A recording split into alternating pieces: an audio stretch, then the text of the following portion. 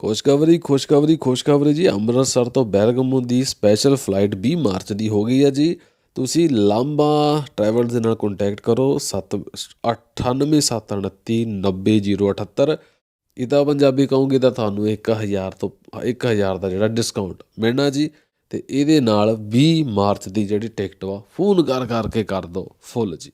ਸਤਿ ਸ਼੍ਰੀ ਅਕਾਲ ਜੀ ਸਾਰਿਆਂ ਨੂੰ। ਸੁਣ ਰਹੇ ਹੋ ਤੁਸੀਂ ਕੁਲਵੀਰ ਸਿੰਘ ਦੇ ਨਾਲ ਇਟਾਲੀਅਨ ਖਬਰਾਂ ਪੰਜਾਬੀ ਦੇ ਵਿੱਚ। ਅੱਜ ਦੀਆਂ ਖਬਰਾਂ ਦੇ ਵਿੱਚ ਅਸੀਂ ਗੱਲ ਕਰਾਂਗੇ ਯੂਕਰੇਨ ਤੋਂ ਆ ਰਹੇ ਨੇ ਜਿਹੜੇ ਪ੍ਰਵਾਸੀ ਆ ਰਹੇ ਨੇ, ਇਟਲੀ ਦੇ ਵਿੱਚ ਸ਼ਰਨਾਰਥੀ ਆ ਰਹੇ ਨੇ, ਕਿੰਨੇ ਨੇ ਉਹਨਾਂ ਨੂੰ ਸਹਿਯੋਗ ਕਿਹੜੀਆਂ ਮਿਲਣਗੀਆਂ ਜੇਕਰ ਯੂਕਰੇਨ ਵਾਸੀ ਨਹੀਂ ਹਨ, ਕਿਸੇ ਹੋਰ ਕੰਟਰੀ ਦੇ ਆ, ਉਹ ਸਿਚੁਏਸ਼ਨ ਦੇ ਵਿੱਚ ਇਟਲੀ ਜਾਂਦੇ ਆ ਅਤੇ ਉਹਨਾਂ ਦੇ ਨਾਲ ਕੀ ਹੁੰਦਾ ਅਤੇ ਇਹ ਜਿਹੜੀ ਸਹਿਯੋਗ ਕਿਹੜੀ ਹੁੰਦੀ ਹੈ, ਕਿਸ ਨੂੰ ਮਿਲ ਸਕਦੀ ਹੈ ਅਤੇ ਇਹਦਾ ਕੀ ਹਿਸਾਬ ਕਿਤਾਬ।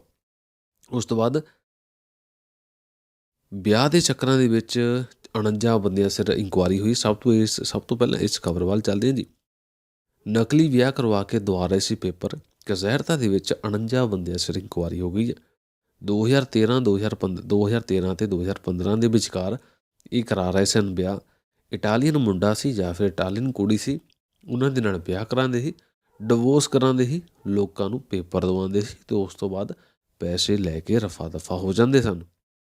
ਅਤੇ ਜੋ ਵਪਾਰ ਆ ਦੱਸਿਆ ਜਾ ਰਿਹਾ ਹਜ਼ਾਰਾਂ ਤੋਂ ਲੱਖਾਂ ਦੀ ਗਿਣਤੀ ਵਿੱਚ ਜਾਂਦਾ ਸੀ। ਅਤੇ ਕਜ਼ਹਿਰਤਾ ਦੀ ਜਿਹੜੀ ਪੁਲਿਸ ਆ ਉਹਨਾਂ ਨੇ ਇਹਨਾਂ ਨੂੰ ਫੜ ਲਿਆ, ਇਹਨਾਂ ਨੂੰ ਫਿਰ ਅੜਿੱਕ ਕੇ ਲੈ ਲਿਆ। ਹੁਣ ਦੇਖਦੇ ਜੀ, ਥੋੜ੍ਹਾ ਜਿਹਾ ਕਰੋਨਾ ਤੋਂ ਅਸੀਂ ਹਟ ਗਏ ਹਾਂ ਕਾਫੀ ਦਿਨਾਂ ਤੋਂ, ਪਰ ਕਰੋਨਾ ਦੇ ਵੀ ਕੁਛ ਅਪਡੇਟ ਆਏ ਨੇ। ਸਾਨੂੰ ਕੀ ਕਹਿੰਦੇ ਆ। ਸਭ ਤੋਂ ਪਹਿਲਾਂ ਜੇਕਰ ਗਿਣਤੀ ਦੀ ਗੱਲ ਕਰਦੇ ਹਾਂ ਤਾਂ ਇਟਲੀ ਦੇ ਵਿੱਚ ਗਿਣਤੀ ਹੈ ਜਿਹੜੀ ਥੋੜ੍ਹੀ ਜਿਹੀ ਇੱਕ ਵਾਰ ਫਿਰ ਵਧਣੀ ਸ਼ੁਰੂ ਹੋ ਗਈ ਹੈ। ਕਾਰਨ ਕੀ ਆ? ਯੂਕਰੇਨ ਤੋਂ ਜਿਹੜੇ ਬੰਦੇ ਇਟਲੀ ਦੇ ਵਿੱਚ ਆ ਰਹੇ ਨੇ ਉਹਨਾਂ ਦੇ ਨਾਲ ਜਿਹੜੇ ਬੰਦੇ ਪੋਜ਼ੀਟਿਵ ਹੁੰਦੇ ਆ ਅਤੇ ਉਹ ਵੀ ਗਿਣਤੀ ਵਧਾ ਰਹੇ। ਜਿਸ ਤਰ੍ਹਾਂ ਕਿ ਕੱਲ੍ਹ ਤਕਰੀਬਨ 60,000 ਨਵਾਂ ਕੇਸ ਆਇਆ ਸੀ। ਅਤੇ ਮਾਰੀਓ ਦਰਾਗੀ ਜੀ ਦਾ ਇੱਕ ਨਵਾਂ ਬਿਆਨ ਆਇਆ ਸੀ। ਉਹਨੇ ਕਿਹਾ ਜੀ ਕਿ ਜਿਹੜੇ ਵੀ ਬੰਦੇ ਯੂਕਰੇਨ ਤੋਂ ਆ ਰਹੇ ਨੇ, ਜੇਕਰ ਇਟਲੀ ਦੇ ਵਿੱਚ ਉਹਨਾਂ ਨੇ ਰਹਿਣਾ ਤਾਂ ਸਭ ਤੋਂ ਪਹਿਲਾਂ ਉਹਨਾਂ ਨੂੰ ਵੈਕਸੀਨ ਲਵਾਉਣੀ ਪੈਣੀ ਹੈ। ਜੇਕਰ ਵੈਕਸੀਨ ਨਹੀਂ ਲਵਾਉਂਦੇ ਤਾਂ ਉਸ ਸਿਚੁਏਸ਼ਨ ਦੇ ਵਿੱਚ ਉਹਨਾਂ ਦੇ 48 ਘੰਟਿਆਂ ਦੇ ਬਾਅਦ ਟੈਸਟ ਕੀਤੇ ਜਾਣੇ। ਕੋਵਿਡ ਦੇ ਜਿਹੜੇ ਟੈਸਟ ਤੰਪੋਨੇ, ਜਿਨ੍ਹਾਂ ਨੂੰ ਅਸੀਂ ਕਹਿੰਦੇ ਤੰਪੋਨੇ ਕੀਤੇ ਜਾਣਗੇ ਕਿ ਇਹ ਪੋਜ਼ੀਟਿਵ ਹਨ ਜਾਂ ਫਿਰ ਨੈਗੇਟਿਵ ਹਨ। ਉਸ ਤੋਂ ਬਾਅਦ ਡੈਲਟਾ ਵਾਇਰਸ ਕਾਫੀ ਹੱਦ ਤੱਕ ਹੁਣ ਖਤਮ ਹੋ ਗਿਆ ਜੀ, ਆਪਣੀ ਜਗ੍ਹਾ ਛੱਡ ਚੁੱਕਾ ਅਤੇ ਇਹਦੀ ਜਗ੍ਹਾ ਓਮੀਕਰਨ ਵਾਇਰਸ ਨੇ ਲੈ ਲਈ ਹੈ। ਪਰ ਆਪਣਾ ਫਰਾਂਸ ਦੇ ਵਿੱਚ ਡੈਲਟਾ ਕਰੋਨ ਵੀ ਆ ਗਿਆ, ਜਿਸ ਦੇ 10 ਕੇਸ ਨੇ, ਜੋ ਕਿ ਅੱਧਾ ਕੁ ਡੈਲਟਾ ਹੈ ਅਤੇ ਅੱਧਾ ਕੁ ਉਹ ਓਮੀਕਰਨ। 2 ਵਾਇਰਸਾਂ ਨੂੰ ਮਿਲਾ ਕੇ ਇਹ ਬਣ ਗਿਆ ਜੀ। ਜਿਨ੍ਹਾਂ ਦੀ ਉਮਰ 6 ਸਾਲ ਤੋਂ ਲੈ ਕੇ 17 ਸਾਲ ਆ, ਉਹਨਾਂ ਬੱਚਿਆਂ ਦੇ ਉੱਤੇ ਟੈਸਟ ਕਰਨੇ ਸ਼ੁਰੂ ਹੋਣ ਲੱਗਿਆ ਜੀ। ਕਿਹਨਾਂ ਦੇ?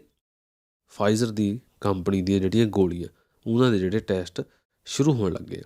ਜਿਨ੍ਹਾਂ ਦੀ ਉਮਰ 6 ਸਾਲ ਤੋਂ ਲੈ ਕੇ 17 ਸਾਲ ਤੱਕ ਅਤੇ ਜਿਨ੍ਹਾਂ ਦਾ ਭਾਰ ਘੱਟ ਤੋਂ ਘੱਟ 40 ਕਿਲੋ ਹੋਵੇ, ਉਸ ਸਿਚੁਏਸ਼ਨ ਦੇ ਨਾਲ ਇਹਨਾਂ ਨੂੰ ਜਿਹੜੀ ਆ ਇਹ ਦੇਣੀ, ਇਹਨਾਂ ਨੇ ਗੋਲੀਆਂ ਜਿਹੜੀਆਂ ਦੇਣੀਆਂ ਸ਼ੁਰੂ ਕਰਨੀਆਂ।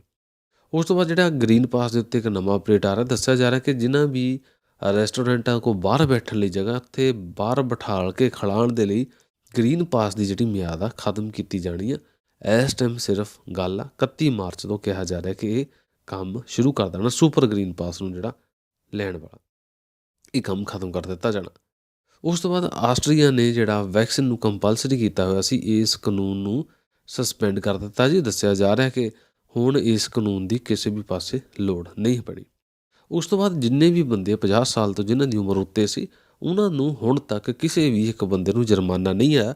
ਜਿਸ ਤਰ੍ਹਾਂ ਕਿ ਸਰਕਾਰ ਸਾਰਿਆਂ ਨੂੰ ਡਰਾ ਰਹੀ ਸੀ ਕਿ ਜਿਨ੍ਹਾਂ ਦੀ ਉਮਰ 50 ਸਾਲ ਤੋਂ ਉੱਤੇ ਜੇਕਰ ਵੈਕਸੀਨ ਨਹੀਂ ਲਵਾਉਂਦੇ ਤਾਂ ਫਿਰ ਉਸ ਸਿਚੁਏਸ਼ਨ ਦੇ ਵਿੱਚ ਸਾਰਿਆਂ ਨੂੰ ਜੁਰਮਾਨੇ ਕੀਤੇ ਜਾਣਗੇ। ਜੇਲ੍ਹ ਵੀ ਹੋ ਸਕਦੀ, 100 ਯੂਰੋ ਵੀ ਹੋ ਸਕਦਾ, ਪਰ ਹੁਣ ਤੱਕ ਕਿਸੇ ਨੂੰ ਵੀ ਨਹੀਂ ਆ ਰਿਹਾ ਜੁਰਮਾਨਾ। ਅਤੇ ਇਹ ਵੀ ਦੱਸਿਆ ਜਾ ਰਿਹਾ ਕਿ ਇਹ ਜਿਹੜੇ ਜੁਰਮਾਨੇ ਆਉਣਗੇ, ਜਿਹੜੇ ਬੰਦਿਆਂ ਨੇ ਵੈਕਸੀਨ ਨਹੀਂ ਲਵਾਈ ਉਹਨਾਂ ਨੂੰ ਆਉਣੇ ਆ ਜਿਸ ਟਾਈਮ ਕੰਪਲਸਰੀ ਜਿਹੜੀ ਵੈਕਸੀਨ ਆ ਖਤਮ ਹੋ ਜਾਣੀ।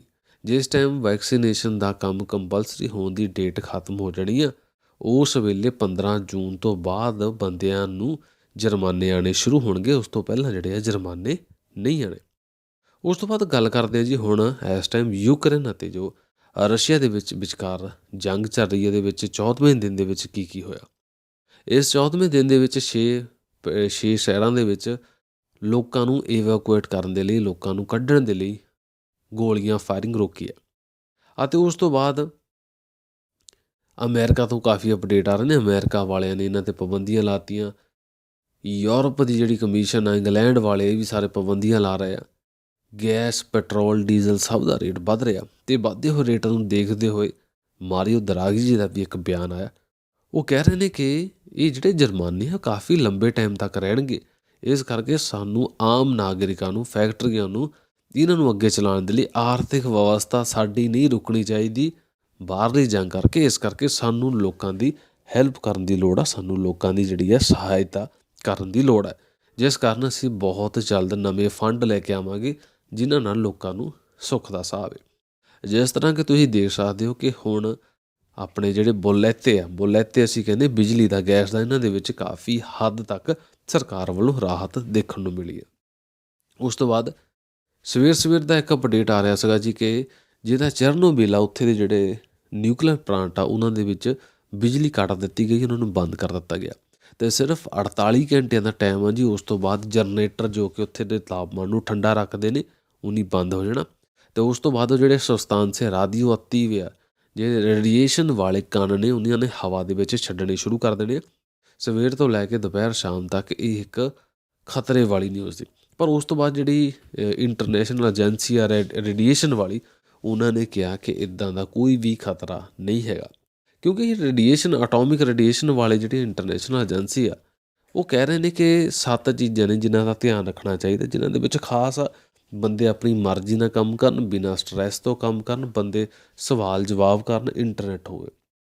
ਜੰਗ ਦੇ ਵਿੱਚ ਇਹ ਕੁਛ ਵੀ ਨਹੀਂ ਹੋ ਰਿਹਾ, ਨਾ ਹੀ ਸਵਾਲ ਜਵਾਬ ਹੋ ਰਹੇ ਨੇ, ਨਾ ਹੀ ਇੰਟਰਨੈਟ ਹੈ, ਨਾ ਹੀ ਬੰਦੇ ਦੀ ਕਮਿਊਨੀਕੇਸ਼ਨ ਹੋ ਰਹੀ ਹੈ ਅਤੇ ਫੌਜੀਆਂ ਨੇ ਘੇਰਾ ਪਾਇਆ ਤਾਂ ਸਟਰੈਸ ਦੇ ਵਿੱਚ ਤਾਂ ਕੰਮ ਕਰਨਾ। ਇਸ ਸਿਚੁਏਸ਼ਨ ਦੇ ਵਿੱਚ ਉਹ ਕਹਿੰਦੇ ਆ ਕਿ ਕੁਛ ਵੀ ਗਲਤੀ ਹੋ ਸਕਦੀ ਹੈ।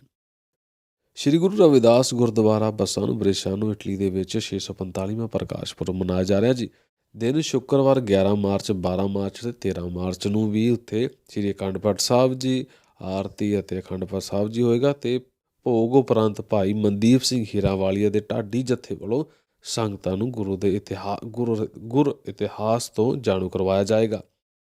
ਸਾਰੀ ਸੰਗਤ ਨੂੰ ਬੇਨਤੀ ਹੈ ਜੀ ਕਿ ਹੁਮ ਕੇ ਬਸਾਨੂੰ ਦੇ ਗੁਰੂ ਘਰ ਗੁਰਦੁਆਰਾ ਸਾਹਿਬ ਦੇ ਵਿੱਚ ਜ਼ਰੂਰ ਪਹੁੰਚਣ। ਅਤੇ ਉਸ ਤੋਂ ਬਾਅਦ ਰਸ਼ੀਆ ਦਾ ਮੇਨ ਕਾਰਨ ਇਹ ਹੈ ਜੀ, ਰਸ਼ੀਆ ਕਹਿ ਰਿਹਾ ਜੀ ਡੋਨੇਟਸਕ ਅਤੇ ਲੁਗਨਸਕ ਜਿਹੜੇ 2 ਦੇਸ਼ ਨੇ, ਇਹਨਾਂ ਨੂੰ ਆਜ਼ਾਦ ਦੇਸ਼ ਕਰਾਰ ਕਰੋ, ਇਹਨਾਂ ਨੂੰ ਯੂਕਰੇਨ ਤੋਂ ਸਾਈਡ ਕਰੋ। ਮੈਨੂੰ ਯੂਕਰੇਨ ਦੇ ਨਾਲ ਕੋਈ ਵੀ ਲੈਣਾ ਦੇਣਾ ਨਹੀਂ ਹੈਗਾ, ਇਹ ਆਪਣੀ ਜਗ੍ਹਾ, ਮੈਂ ਆਪਣੀ ਜਗ੍ਹਾ। ਇਹ 2 ਦੇਸ਼ਾਂ ਨੂੰ ਆਜ਼ਾਦੀ, ਯੂਕਰੇਨ ਦੇ ਥੱਲੇ ਨਹੀਂ। ਅਤੇ ਉਸ ਤੋਂ ਬਾਅਦ ਸਾਡੀਆਂ ਕੁਛ ਹੋਰ ਸ਼ਰਤਾਂ ਨੇ, ਜੇਕਰ ਇਹ ਮੰਨ ਲੈਂਦੇ ਆ ਉਸ ਸਿਚੁਏਸ਼ਨ ਦੇ ਵਿੱਚ ਅਸੀਂ ਸਭ ਕੁਛ ਕਰ ਲਾਂਗੇ। ਉਸ ਤੋਂ ਬਾਅਦ ਜੇਕਰ ਰਸ਼ੀਆ ਦੀ ਗੱਲ ਕਰੀਏ, ਰਸ਼ੀਆ ਦੇ ਵਿੱਚ ਇਸ ਟਾਈਮ ਆਰਥਿਕ ਵਿਵਸਥਾ ਇਸ ਤਰ੍ਹਾਂ ਥੱਲੇ ਡਿੱਗ ਰਹੀ ਹੈ ਜਿੱਦਾਂ ਇੱਕ ਪਰਿੰਦੇ ਦੇ ਉੱਤੇ ਇੱਕ ਜ਼ਖਮੀ ਪਰਿੰਦਾ ਹਵਾ ਤੋਂ, ਅਸਮਾਨ ਤੋਂ ਉੱਚੀ ਉਡਾਰੀ ਲਾਉਂਦਾ ਹੋਇਆ ਥੱਲੇ ਨੂੰ ਡਿੱਗਦਾ ਹੋਵੇ। ਹੁਣ ਗੱਲ ਕੁਛ ਇਸ ਪ੍ਰਕਾਰ ਹੋਈ ਹੈ ਜੀ। ਉਸ ਤੋਂ ਬਾਅਦ ਕੀਵ ਦੀ ਜੇਕਰ ਗੱਲ ਕਰੀਏ, ਕੀਵ ਦੇ ਵਿੱਚ ਅੱਜ ਸਵੇਰੇ ਦੱਸਿਆ ਜਾ ਰਿਹਾ ਕਿ ਸਵੇਰੇ ਹੌਸਪੀਟਲ ਦੇ ਉੱਤੇ ਵੀ ਅਟੈਕ ਕੀਤਾ ਗਿਆ। ਅੱਜ ਦੇ ਦਿਨ ਦੇ ਵਿੱਚ ਉੱਥੇ ਹੌਸਪੀਟਲ ਦੇ ਵਿੱਚ ਅਟੈਕ ਕੀਤਾ ਗਿਆ, ਜਿਸ ਦੇ ਨਾਲ ਬੱਚਿਆਂ ਦੀਆਂ ਮਾਵਾਂ, ਜਿਹੜਾ ਬੱਚਿਆਂ ਦਾ ਹੌਸਪੀਟਲ ਆ ਉਹਨਾਂ ਦੇ ਮਾਲਵੇ ਦੇ ਥੱਲੇ ਨੇ। ਅਤੇ ਰਸ਼ੀਆ ਦੇ ਵਿੱਚੋਂ ਅਸੀਂ ਰਸ਼ੀਆ ਦੇ ਵੱਲ ਪਰਤ ਕੇ ਵਾਪਸ ਜਾਂਦੇ ਹਾਂ। ਰਸ਼ੀਆ ਦੇ ਵਿੱਚੋਂ ਬਹੁਤ ਸਾਰੀਆਂ ਇੰਟਰਨੈਸ਼ਨਲ ਕੰਪਨੀਆਂ ਆਪਣੇ ਜਿਹੜੇ ਕੰਮਾਂ ਨੂੰ ਬੰਦ ਕਰ ਰਹੀਆਂ, ਜਿਨ੍ਹਾਂ ਦੇ ਵਿੱਚ ਮੈਕਡੋਨਲ ਆ ਜਾਂਦਾ, ਉਹ ਇਰਨੈਬ ਆ ਜਾਂਦੇ, ਕਾਫੀ ਬੜੀਆਂ ਕੰਪਨੀਆਂ ਜਿਨ੍ਹਾਂ ਦੇ ਨਾਮ, ਇੱਥੇ ਤੱਕ ਕੱਪੜੇ ਦੀਆਂ ਕੰਪਨੀਆਂ ਵੀ ਆਪਣਾ ਕਾਰੋਬਾਰ ਸਾਰਾ ਬੰਦ ਕਰ ਰਹੀਆਂ ਨੇ। ਡਿਜ਼ਨੀ ਵਾਲੇ ਨੇ ਆਪਣੇ ਚੈਨਲ ਬੰਦ ਕਰਤੇ ਆ, ਬਹੁਤ ਸਾਰੇ TV ਕੰਪਨੀਆਂ ਆਪਣੇ ਉੱਥੇ ਬੰਦ ਕਰ ਰਹੇ ਆ, ਗੱਡੀਆਂ, ਪੈਟਰੋਲ, ਸਾਰਾ ਕੁਛ ਉੱਥੇ ਜਾ ਰਿਹਾ ਜੀ, ਬਾਹਰ ਜਾ ਰਿਹਾ। ਕਾਰਨ ਰਸ਼ੀਆ ਨੂੰ ਤਕਰੀਬਨ ਬਾਈਕਾਟ ਕਰ ਰਹੇ ਨੇ, ਜਿਹਦੇ ਨਾਲ ਉੱਥੇ ਲੱਖਾਂ ਦੀ ਆਬਾਦੀ ਦੇ ਵਿੱਚ ਬੇਰੁਜ਼ਗਾਰੀ ਵੱਧ ਜਾਣੀ ਅਤੇ ਸਾਰਾ ਭਾਰ ਰਸ਼ੀਆ ਦੇ ਸਿਰ। ਰਸ਼ੀਆ ਦੀ ਤਾਂ ਅੱਗੇ ਕਰੰਸੀ ਡਿੱਗਦੀ ਥੱਲੇ ਜਾ ਰਹੀ ਹੈ ਜੀ। ਅਤੇ ਉਸ ਤੋਂ ਬਾਅਦ ਇੱਕ ਹੋਰ ਗੱਲ ਸਾਹਮਣੇ ਆਈ ਸੀ, ਦੱਸਿਆ ਜਾ ਰਿਹਾ ਕਿ ਇੰਟਰਨੈਟ, ਬਿਜਲੀ, ਟੈਲੀਫੋਨ ਸਾਰਾ ਕੁਛ ਪਹਿਲਾਂ ਬੰਦ ਕਰ ਦਿੱਤਾ ਗਿਆ ਸੀ ਅਤੇ ਹੁਣ ਇਹ ਵਾਈਸ ਮਿਨਿਸਟਰ ਆ ਜਿਹੜੇ ਕੀਵ ਦੇ ਕਹਿ ਰਹੇ ਨੇ ਕਿ ਇੱਥੇ ਸਾਰਾ ਕੁਛ ਚੱਲ ਰਿਹਾ। ਅਤੇ ਹੁਣ ਤੱਕ ਕੀਵ ਦੇ ਵਿੱਚ ਜੋ ਅਪਡੇਟ ਆ ਰਿਹਾ, 474 ਸਿਵੀਲੀਅਨ ਅਤੇ 29 ਬੱਚਿਆਂ ਦੀ ਜਿਹੜੀ ਮਰਨ ਦੀ ਅਪਡੇਟ ਆਈ ਸੀ। ਉਸ ਤੋਂ ਬਾਅਦ ਜ਼ੈਲੈਂਸਕੀ ਨੇ ਕੈਨੇਡਾ ਦੇ ਪ੍ਰਧਾਨ ਮੰਤਰੀ ਆਪਣੇ ਜਿਹੜੇ ਜਸਟਿਨ ਟਰੂਡੋ, ਉਹਨਾਂ ਦੇ ਨਾਲ ਵੀ ਇੱਕ ਮੁਲਾਕਾਤ ਕੀਤੀ ਅਤੇ ਮੁਲਾਕਾਤ ਦੇ ਵਿੱਚ ਇਹਨਾਂ ਨੇ ਕਿਹਾ ਕਿ ਰਸ਼ੀਆ ਨੂੰ ਤੁਸੀਂ ਵੀ ਸ਼ਿਕੰਜਾ ਖਿੱਚ ਕੇ ਰੱਖੋ, ਇਹਦੇ 'ਤੇ ਜਿੰਨੇ ਹੋ ਸਕਦੇ ਆ ਉਨੇ ਹੀ ਲਾਓ, ਇਹਦੇ ਉੱਤੇ ਜੁਰਮਾਨੇ ਲਾਓ। ਅਤੇ ਉਸ ਤੋਂ ਬਾਅਦ ਪੋਲੈਂਡ ਦੇ ਵਿੱਚ ਅਮਰੀਕਾ ਨੇ ਹਵਾ 'ਚ ਜਿਹੜੇ ਨਿਸ਼ਾਨੇ ਲਾਉਣ ਦੇ ਲਈ ਹਵਾ 'ਚ ਉੜਦੇ ਜਹਾਜ਼ਾਂ ਦੇ ਨਿਸ਼ਾਨੇ ਲਾਉਣ ਦੇ ਲਈ ਉਹਨਾਂ ਨੇ ਸ਼ਾਸਤਰ ਭੇਜੇ ਨੇ, ਹਥਿਆਰ ਭੇਜੇ ਨੇ।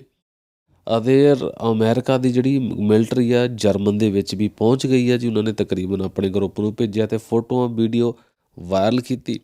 ਉਸ ਤੋਂ ਬਾਅਦ ਇੱਕ ਹੋਰ ਅਪਡੇਟ ਆ ਰਿਹਾ ਜੀ, ਜਿਹੜੇ ਆਪਣੇ ਜ਼ੈਲੈਂਸਕੀ ਜੀ ਕਹਿ ਰਹੇ ਨੇ ਕਿ ਰਸ਼ੀਆ ਦੀ ਜਿਹੜੀ ਮਿਲਟਰੀ ਆ ਬੱਚਿਆਂ ਨੂੰ ਮਾਰਨਾ ਸ਼ੁਰੂ ਕਰ ਦਿੱਤਾ, ਹੌਸਪਿਟਲਾਂ ਨੂੰ ਮਾਰਨਾ ਸ਼ੁਰੂ ਕਰ ਦਿੱਤਾ।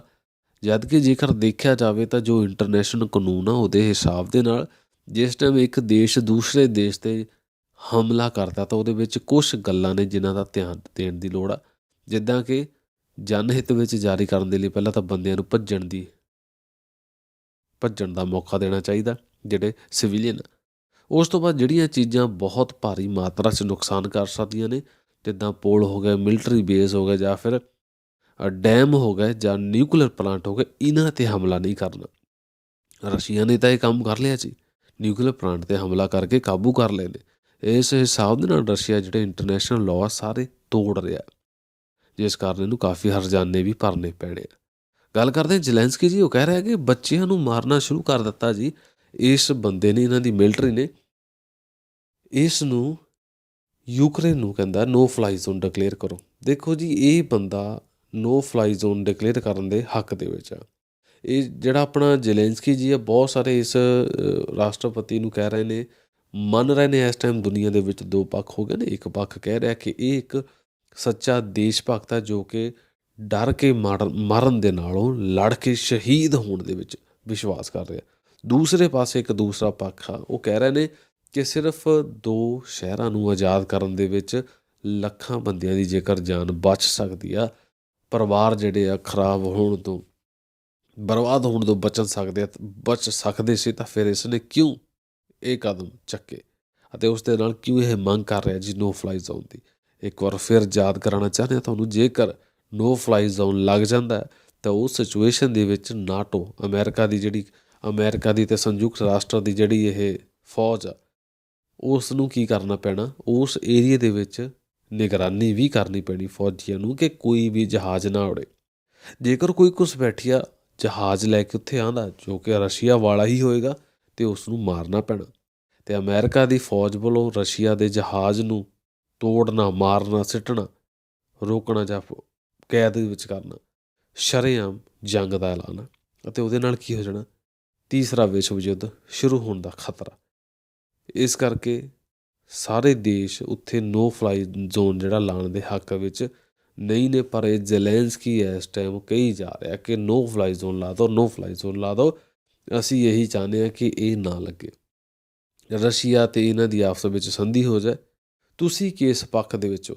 ਕੀ ਇਹ ਬੰਦਾ ਡਰ ਕੇ ਮਰਨ ਨਾਲੋਂ ਲੜ ਕੇ ਸ਼ਹੀਦ ਹੋਣ ਦੇ ਵਿੱਚ ਵਿਸ਼ਵਾਸ ਕਰਦਾ, ਇਸ ਪੱਖ ਦੇ ਵਿੱਚੋਂ ਕਿ ਬੰਦਾ ਸਹੀ ਆ, ਜਾਂ ਫਿਰ ਜਿੱਥੇ ਨੂੰ ਰਸ਼ੀਆ ਦੀ ਗੱਲ ਮੰਨ ਲੈਣੀ ਚਾਹੀਦੀ ਹੈ ਅਤੇ 2 ਦੇਸ਼ਾਂ ਨੂੰ ਛੱਡ 2 ਨਵੇਂ ਦੇਸ਼ ਬਣਾ ਦੇਣੇ ਚਾਹੀਦੇ ਆ, ਜਿਹੜੇ ਯੂਕਰੇਨ ਦੇ ਟੁਕੜੇ ਕਰ ਦੇਣੇ ਚਾਹੀਦੇ ਆ, ਅਤੇ ਇਹਦੇ ਨਾਲ ਇਹਨੂੰ ਘੁੱਟਣੇ ਟੇਕ ਦੇਣੇ ਚਾਹੀਦੇ ਆ। ਕਮੈਂਟ ਕਰਕੇ ਜ਼ਰੂਰ ਦੱਸਿਓ ਜੀ। ਮਿਲਦੇ ਹਾਂ ਆਪਣੇ ਅਗਲੇ ਅਪਡੇਟ ਦੇ ਵਿੱਚ। ਵਾਹਿਗੁਰੂ ਜੀ ਕਾ ਖਾਲਸਾ, ਵਾਹਿਗੁਰੂ ਜੀ ਕੀ ਫਤਿਹ।